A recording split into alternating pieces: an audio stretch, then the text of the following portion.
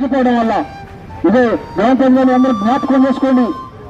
మనం ఎన్ని పాపములు చేసినా, మనం ఎన్ని చేసినా కానీ మనందరూ ఒకరోజు తీర్పు దినం అనేది ఒకటి ఉంది.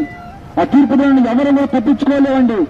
అందుకే ఆ తీర్పు దినం మనం నిలబడద్దని ఇక మన కొరకు మనందరి కొరకు మన ప్రాణం పెట్టాడు యేసు ప్రభువు. మన రక్తాన్ని క్షీణించి ఆయన మన కొరకు బలి అయిపోయాడు.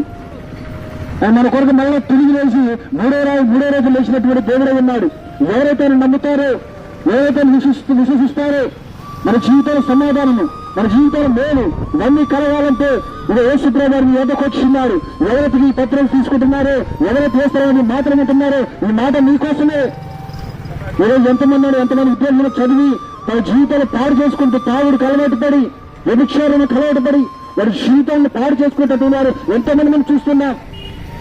ఒక మంచివాడు చేత మాత్రం ఇదే పరిస్థితి లేదు ఈ రోజులలో. ఒక మంచివాడు, మంచి వ్యక్తి కానీ, ఒక తాగుబోత కానీ, ఒక చేయాలి అలవాటు వ్యక్తి కానీ తన మాటలు చెప్పని వెంటనే ఆకర్షితులైపోయాడు. ఎందుకంటే